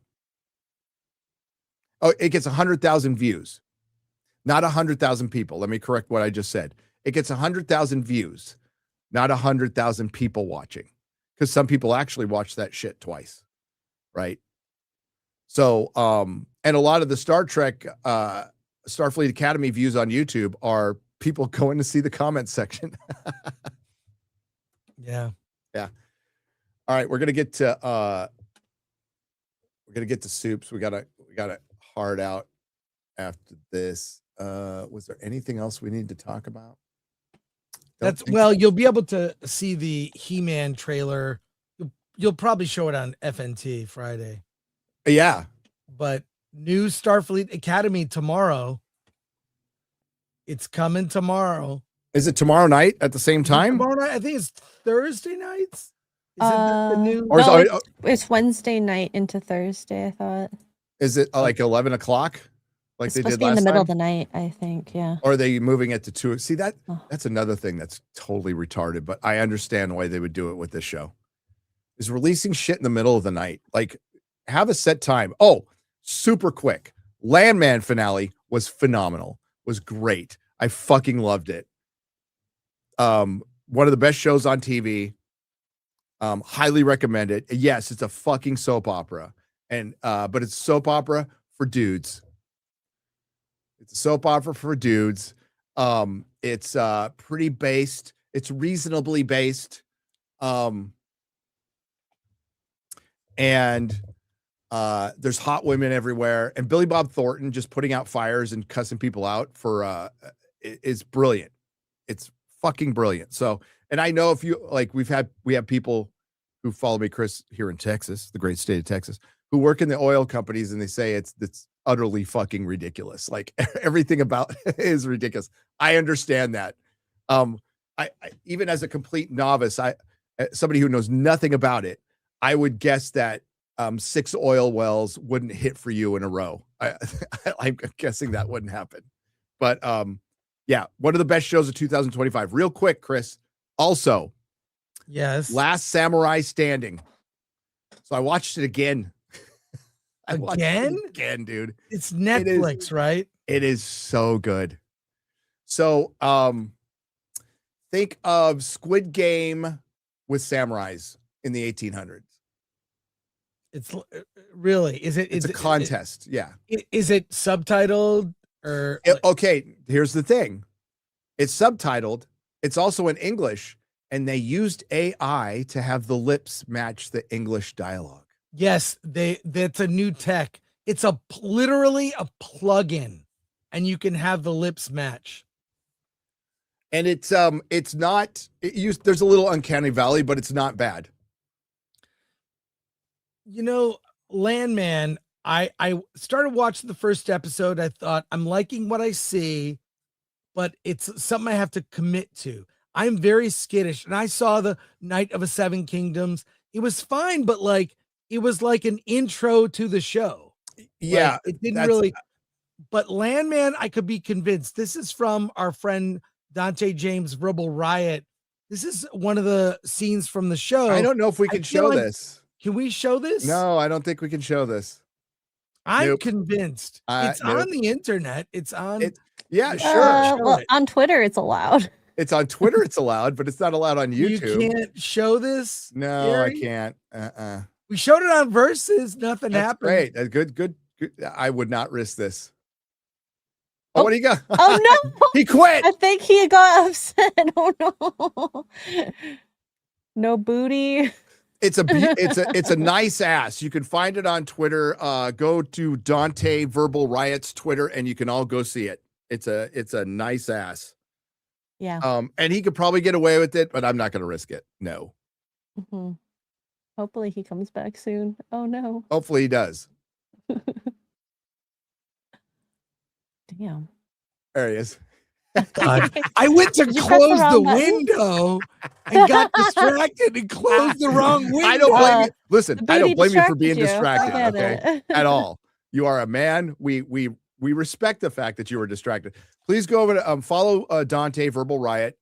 Great guy, great insights. He's got it on his X, and you will see a beautiful ass. And yeah, Taylor Sheridan knows his audience. It's brilliant. The Last Samurai Standing is so much fun. It's a bit ridiculous, but it's really fun. So if anybody, I know Derek the DA liked it. I know Disbrew liked it. Az liked it. I like it. I don't know if anybody in the chat has seen it, but it's really fucking good. And it would have been my number 2 best show of the year if I had seen it last year. Well, I need a new show because Gary, I've been watching I've seen all the Oscar nominees. And the nominees, by the way, are being announced tomorrow morning at 5:30 a.m. Oh, Pacific? Correct. 5:30 a.m. Pacific, and whatever time that is in Texas. I don't know. 7:30. Yeah. So I'll be up that early reacting to the nominations. Alan and I will be up early. Oh, damn. So there we go. But I need a new show. It's Oscar 6 episodes. So it's not super long. And Landman's 8 episodes, dude. That's not a commitment. I mean, skip some fucking, gay cowboys eating pudding movie you're gonna watch. Those are all the movies I Landman. watch. I'm gonna go to my Netflix right now and add it. I'm gonna add it because I don't want to forget. Add it to my queue. I was watch all the Kill Tony stuff. It's great. I don't know if you watch Kill Tony. I watch Kill Tony all the time. It's so good. Comedy is not entirely dead, and the Ricky Gervais special was really good too. But that was great. Tony Hinchcliffe is the best comedian out there right now. Period. Last Samurai Standing. I found it. Yep. All right. I got it. I'm gonna have to get some of this on. We'll go 5 minutes over. We'll try to get some of these in, but I'm gonna have to. God, maybe I can do another square up tomorrow. Well, you can watch the He-Man trailer tomorrow and then read Super Yeah, Chats. tomorrow night we can do another square up. Because I gotta go. And you can talk Starfleet Academy, a little preview of your thoughts on FNT. Oh, I will be doing a watch party for the members. Yeah. I just don't know video, what time by the way, Gary. tonight. Amazing. Your review of Starfleet. The one of the best clips was Kurtzman. I might not be the right guy to do this show. I have, Like he said at Comic-Con. Oh my God. Bro. So a little behind the scenes on that clip. That is the beginning of my Picard review. I have been sitting on that thing for 5 years. I've been Oh my sitting on God. that clip for 5 fucking years. I'm like, fuck it, we're gonna use it. So yeah, and we replaced it with that clip we put at the very end of the video, like, or describe it in 3 words: fat, retarded, and gay. I'm like, I don't want to put that so soon in the video. But Garrett's like, I don't want to lose that one though. So he put it at the end. A little behind the scenes there. We fought the copyright gods for 2 or 3 hours on that one. Garrett did a great job as usual. Garrett's fucking awesome. All right, real quick. Hypothetical question. Given Starfleet Academy and your Action Doll live stream pulling more live viewers, I'll take Action Doll. Would you consider distributing an independent film or miniseries on your own channel if the project fit your audience? Would I distribute it on my main channel? It would have to be really Return to Sender for $20. I'll be real. It'd have to be really fucking good. And it would have not just to pass the muster with me. It would have to, I would probably show it to a cabal of my friends whose taste I trust before I did that. That'd be tough because it would break the algorithm. It's like your channel, whatever you think of it, sells ice cream. And it would be like you're selling ice cream. People like your ice cream, different flavors of ice cream, different types, sundaes, milkshakes. It's ice cream. And it would be like then serving, Italian food. Like people, yeah, always it'll kill a channel. You've got to start something else. Like there are channels that do that. There's one called Dust that does like sci-fi shorts. They're great. So if I did like a premiere on my channel, it wouldn't stay on my channel. I wouldn't keep it up. Like I would run it as a premiere for a limited time, and that wouldn't hurt, right? The thing is, though, I've been offered lots of money to promote certain things before, and I've said no because what Chris just said, it doesn't really fit with what I'm doing. Yeah. And it's not like I'm against it or anything. It's just I have curated my channel to be a specific way for many, many years, and I make little changes here and there. Made a big change recently, which is our videos are going to be longer. So, we're going to take more time on them. So not as many will come out, but when one comes out, it will be thoroughly worked on. That's the best I can say. But yeah, I fully support you and shout people out all the time, but like actually premiering it on the channel, I don't know if it would do any good either, to be honest with you. Because if you wanted to get wide release, let's just say, certain people don't like me. It's the way it is. I'd appreciate the support, but yeah, I couldn't do it. I couldn't do it for any like permanent thing. And I don't think any amount of money would make me say yeah. But if I run across it and it's fucking rad, I will scream it from the rooftops. Like, go see this. Primitive War. I ran across that one because I like the trailer. And they actually offered for me to see it like early, and I'm like, no, I want to see it like when everybody else can see it, like when other people can see it. And that's now I'm not against seeing stuff early, Chris, especially if I can get ahead on my video. That'd be awesome. Right. Just I'm not invited to those things, and I'm not going to seek it out. Mike Steele for 20 says she missed the point completely. Star Trek was for everyone. My conservative Christian mother would watch TNG together and loved it. The only time my mom got uncomfortable is when evolution was mentioned. Yeah, but she still watched it, right? So yeah. She's like, I got uncomfortable, whatever, right? She might have been turned off by Riker being a pussy hound too. Yeah. It would. She would. I have a question about Doomsday from Lucas for 20 euros. Thank you, Lucas. And by the way, Mike Steele, thank you for the 20. Put up the spoiler paddle. Yep, already done. I have a question about Doomsday. So spoilers ahead. You said yesterday that Tobey Maguire dies in Doomsday. Do you think he'll be brought back? Would Sony let Marvel Studios kill off Tobey unless he will be brought back?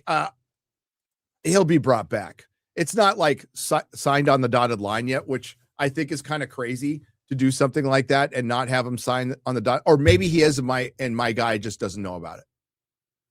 But if you ask me what's the percentage of Tobey Maguire coming back in Secret Wars, unless barring something horrible happening to Tobey Maguire, and please protect him at all costs, he's the greatest Spider-Man, I'd say it's 100%.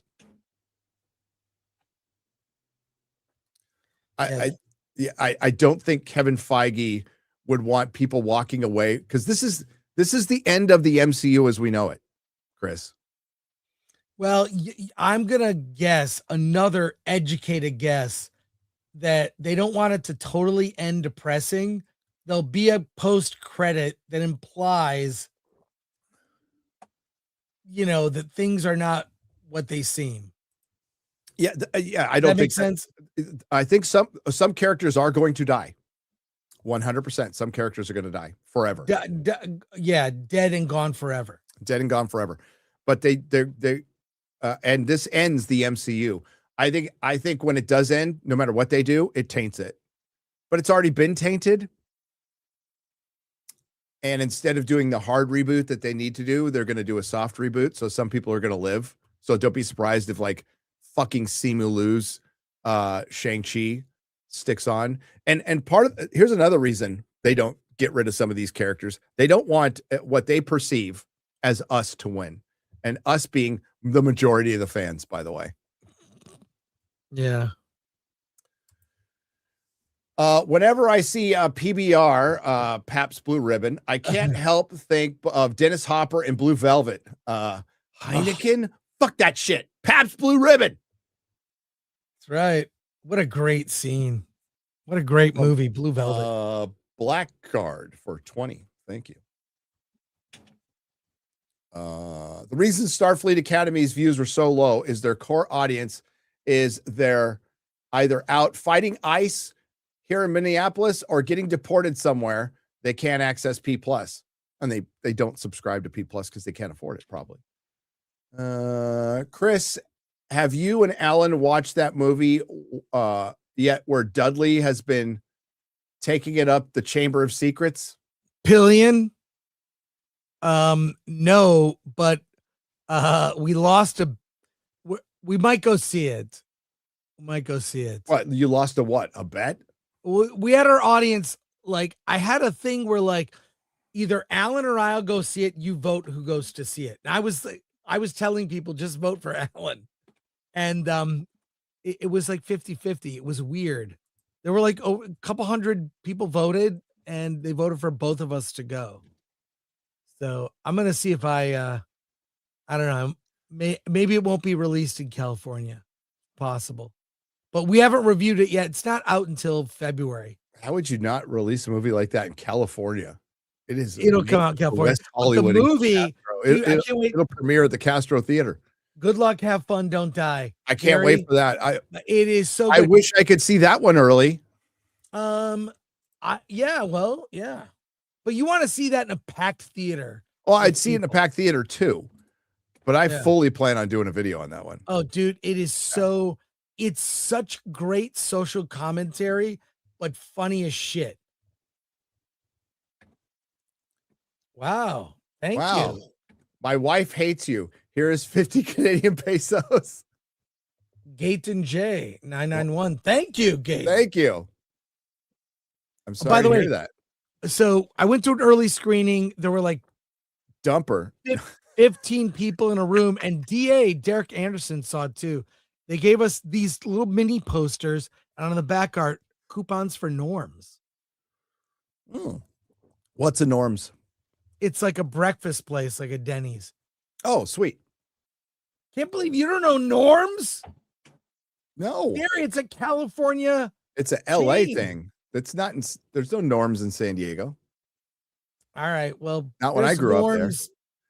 There's and Norms places. I don't recall there being a Norms in San Francisco.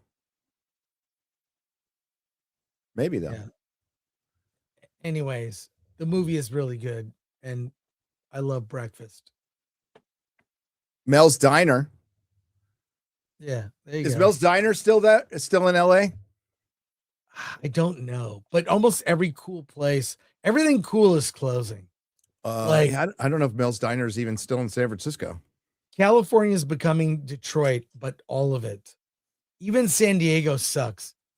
And all the stuff from Minneapolis, California's got that beat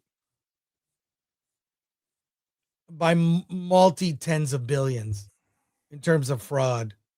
They were exposing, I saw a video exposing fraud in San Diego area of a multi-billion-dollar project that's a construction project, and nothing's been done. Nothing's been built. They put up fencing so you can't see that nothing is happening.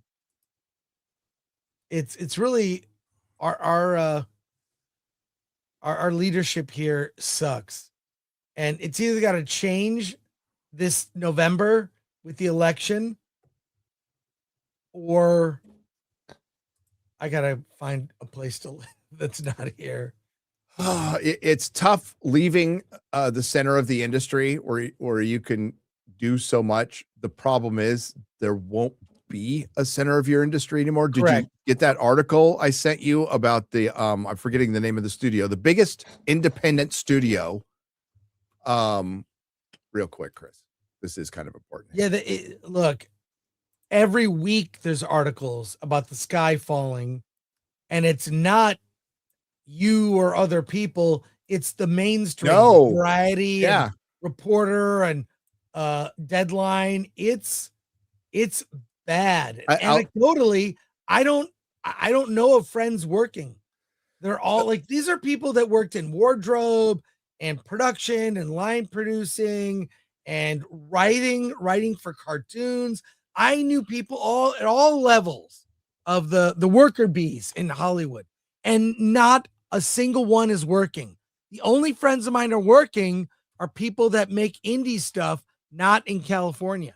So I remember when I did a video on your suggestion from an article that said Hollywood's death spiral.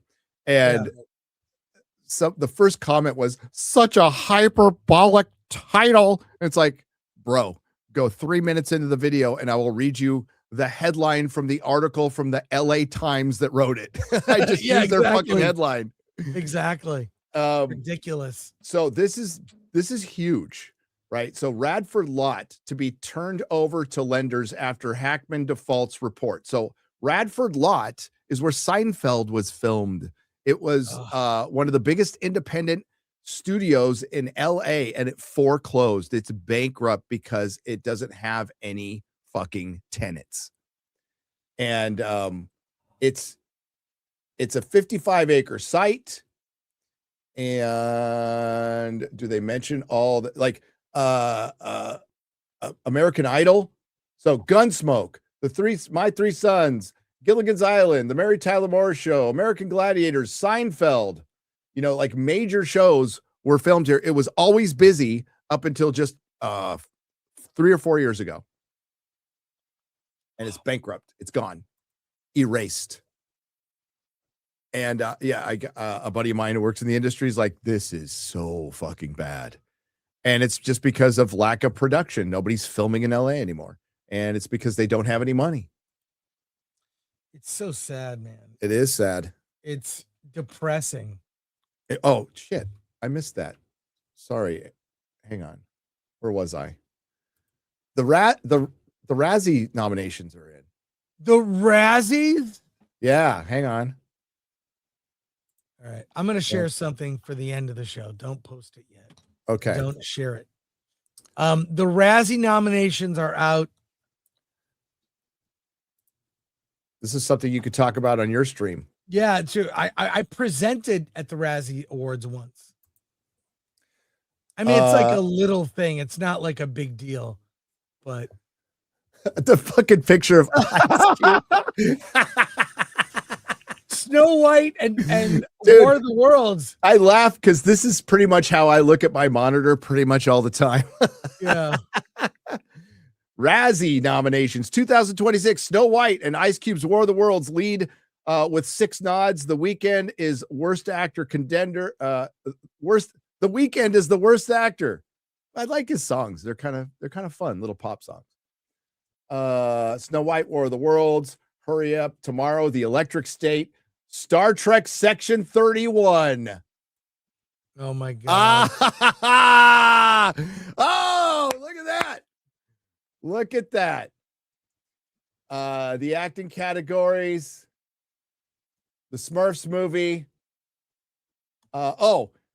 Meanwhile, the worst actress nominees include Michelle Yeoh for fucking. She got this fucking show. So Section 31 was a spinoff of Star Trek Discovery. It never happened because Star Trek Discovery's ratings were low. Then Michelle Yeoh wins an Oscar for Everything, Anywhere, All at Once or whatever. And then they give her this show that gives her a Razzie nomination. I really agree with all these choices. Worst actor, these are good. But why you can't Section 31? That's TV. I don't know. Fine. I think it so is War of the Worlds. Yeah, true. Oh my God, Robert De Niro is on here. Yes. Worst picture. Yes. How bad was that? What was the Alto Nights? What's that? I remember it. That's I believe that's the Robert De Niro movie where he plays 2 different people and they're separate characters. There was no reason for him to play 2 people. Oh God. Stupid. Was it 2 people angry at Trump? Probably. Worst picture, Electric State, Hurry Up Tomorrow, Snow White, Star Trek Section 31, and War of the Worlds. Worst actor, Dave Bautista, Ice Cube, Scott Eastwood, Jared Leto, and Tron Ares. Yeah, deservedly so. Oh, I love it. Abel the Weeknd and Hurry Up. Worst actress, Ariana DeBose, Mila Jovovich, in The Lost Lands. Yeah, I'm glad George R. Martin took time out to do that fucking piece of shit too. Natalie Portman, Rebel Wilson in Brideheart, and Michelle Yeoh. Oh my God, I've seen most of this crap. Worst remake ripoff of a sequel. I Know What You Did Last Summer, Five Nights at Freddy's 2, Smurfs, Snow White, War of the Worlds. Worst supporting actress, Anna Klumsky, Emma Harvoth, Scarlett Rose Stallone in Gunslingers, Casey Roll, and Isis Valverde. Nicolas Cage in Gunslingers. Oh no, we're supporting actor. All 7 dwarves in Snow White. Greg Kinnear and Sylvester Stallone. Oh, poor guy. Worst screen combo, All 7 dwarves. James Corden and Rihanna. Ice Cube and his Zoom camera. Oh my God. Oh my God. Robert De Niro and Robert De Niro. Yeah, Alto Nights. I didn't see it. Alan saw it. He says it's terrible. Worst director, the Russo brothers. Oh my God. The saviors of Marvel, the Russo brothers. Yep. Rich Lee, Barack Obama, whatever that is, and Trey Edwards Schultz. So I love that Kurtzman Trek is getting roasted right now, and people are trying to support Starfleet Academy. It's like poetry. It rhymes, Chris. It's wonderful. Worst screenplay. Yeah, definitely go over that in depth on your show. We will, because Alan and I have seen a lot of all of that. I saw Brideheart. It was terrible. I've seen more of those than I have of the Oscars. Yeah, that's going to change. That's going to change because I'm going to be on Chris's Oscar show, and I will be prepared. I will have watched everything. Just the best picture. That's probably all you really need. That's why I'm saving my one woke after another full review until before the Oscars. Oh, that's great. So Good I am timing. doing a full review of that video. I'm kind of like what I did with Amelia Perez last year. Well, the Oscar noms will be announced tomorrow in the morning, 5:30 a.m. for me. But one battle after another in Sinners will dominate. And then one battle will beat all of it. It'll beat Sinners. Which is so funny because it's going to have the progressives tied up in little fucking knots. Because do we give the best picture to the black man or to the woke white man? Exactly. And the Antifa immigration allegory man. You're going to get ICE speeches. And what's really like speeches against ICE and political speeches. What's funny is people have pointed out that Tom Homan who deported more people under Obama than he has under Trump, got an award from Obama. Did you see that? No. He got, I'll find it. He got an award. Really? Like there's photos of Obama putting a medal on him. I'll find it. No, Gary. It was crazy. It's like you see the hypocrisy. The only thing that changed was who was in office. Hang on just a second. Star Trek convention, Las Vegas. I think it's the first weekend. It is August 6th through 10th is the rough time period for the Vegas meetup. I cannot we gotta get MegaCon done first, and then we'll start rolling up and getting ready for that. But Vegas is happening. I don't miss Vegas. I actually like that town. In 2015, Obama awarded Tom Homan the Presidential Award for Service for making America safer at ICE. 10 years later, liberals want Tom Homan killed. It's the same Tom, but a different party. Oh, boy. Do you believe that? And it's just, this is crazy. Like, same guy doing the same job, but under a different administration. Unbelievable. MegaCon. Somebody's asking, when is MegaCon? Yeah. Let me Google that for you, sir. Isn't it coming up? Like it's in March. It's the 19th to the 22nd. 19th to 22nd of March. So it's not far away. That's Geeks and Gamers is handling that one, and I handle Vegas. I may or may not be able to go to Vegas. Ooh, the comeback of Chris. I might be on a different trip. I'll tell you after. Gotcha. Okay. Gotcha. And Japan is in May. Yes. Japan is in May.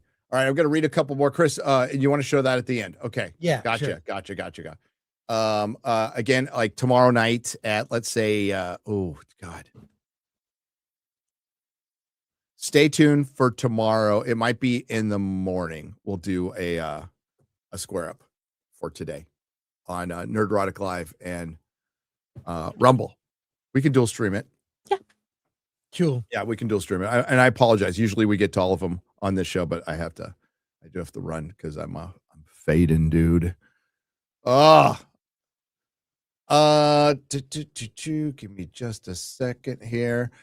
It's not made for you. Oh, this is from Thumbs Up 1981 for $9.99. It's not made for you. Really angers me. These assholes didn't have to deal with people trying to fist fight them because I like Star Trek or comics. Entitled little brats, my words, not yours. No, entitled little brats is fine. It's fine. Fake geek girls too. Absolutely fake. She is a political activist. That's what she is. And she'll try to accuse me of being a political activist. I want balance. If you ask me, like, what do I want? I'd love balance. I don't mind one side saying their piece as long as the other side can freely say their piece. I don't care if somebody likes The Last Jedi as long as somebody doesn't mind that I think it's the worst fucking movie ever made.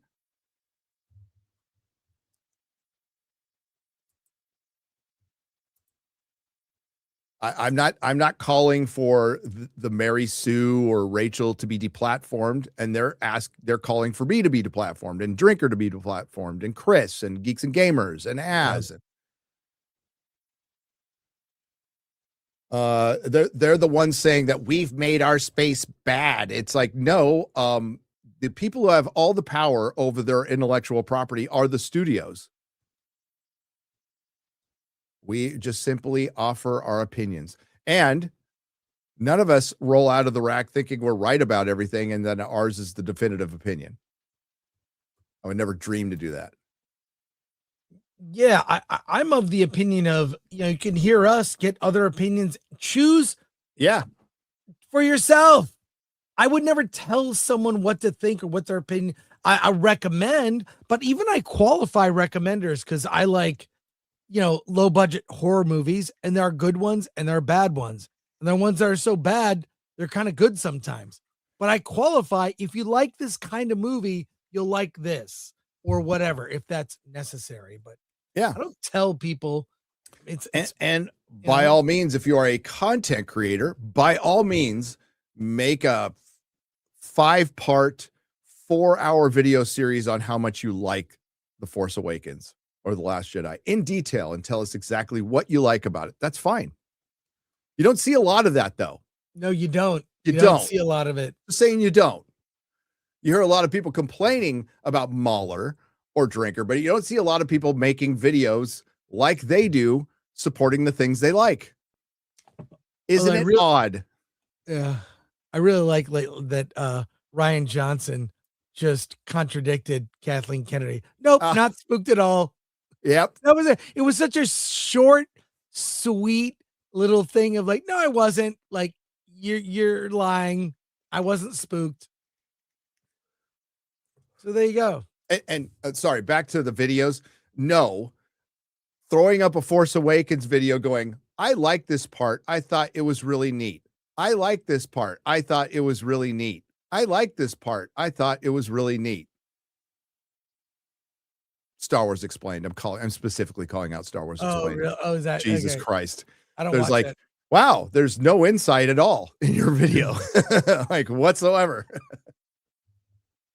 Yeah. Another channel that wanted me and Ryan and Star Wars Theory and Drinker deplatformed. I do not want them deplatformed. Chris, have you reviewed Solo Mio from Angel Studios? No. We review most of what comes out from Angel, but haven't gotten to that one yet. Thank you for the support. I'm going into my back of my truck driver diction for this super. Gary, you drug your sack across Kurtzman's face. It was beautiful. Kapla. It was good. Fun. Spock will return. Spock will return. And maybe Captain Kirk. You never know.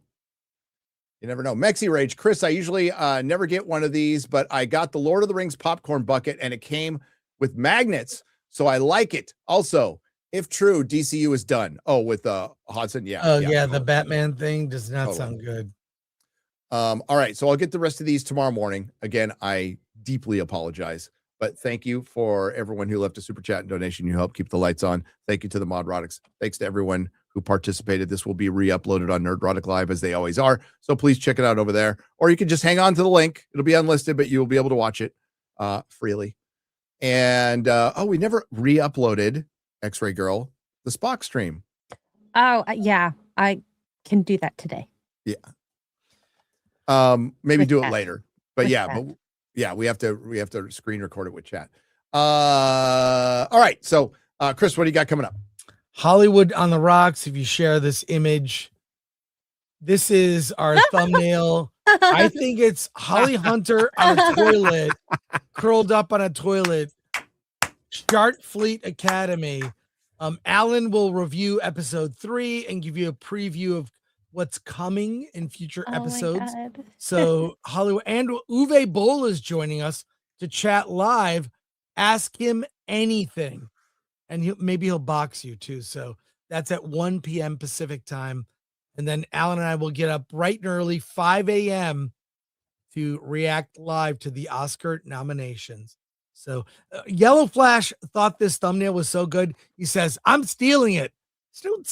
I said, I'll send it to you. Just use it for a Flashcast on Saturday. I love it. So feel free to steal it yourself, Gary, or I'll send you a better graphic if you want to use it. It's great. It's absolutely fantastic. It's perfect. And we might, you never know. We'll put it as like a little side thing. Yeah. Awesome. X-Ray Girl. Poor choices tonight, 8:30 p.m. Eastern, and then gaming all over. Conan. I'm gonna do Conan tomorrow as well. Conan Exiles, so that'll be fun. Conan. Groovy. Friday Night Tights. We got Robert Meyer Burnett. No, the RMB. The RMB.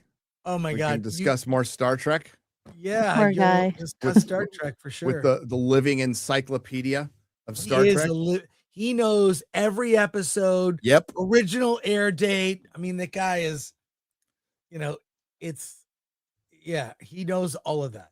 Yep. And we got a video out and more to come. And Chris is going to talk about Wonder Man pretty soon. I've seen all the episodes. I can talk about it on Friday. We were given the green light so I will give an early review, no spoilers, of Wonder Man Friday with Alan. He'll have seen all 8. I think you'll be surprised what we have to say. And I'm going to watch Stargate. Awesome. And I'm going to watch Last Samurai this weekend. Yeah. For fun. For fun. I'm going to watch something for fun and then start Landman. WG says, when are you canceling Forbidden Frontier? Unless Kathleen Kennedy leaves again. Forbidden Frontier will be back. Yeah, and it'll be an hour earlier too. Hour earlier because Night of the Seven Kingdoms reviews are going to continue with the guys. God, Gary, you're so busy. I love it. Is Saturday your only day off? Pretty much. Oh my God. I haven't. Yeah, it's okay. It's the best game. It's been so much fun lately. So having the time of my life, man. You guys have a great day. And who's streaming? It'll probably be Rip and the Silverback. They're not streaming today. So Chris, your stream starts in how many hours? Less than 2 hours at 1 p.m. Pacific, 3 p.m. Central, 4 p.m. Eastern, and whatever it is in British time. Yeah, whatever it is in time that doesn't count. So, all right. Take care, everyone. Bye. Bye-bye. Bye.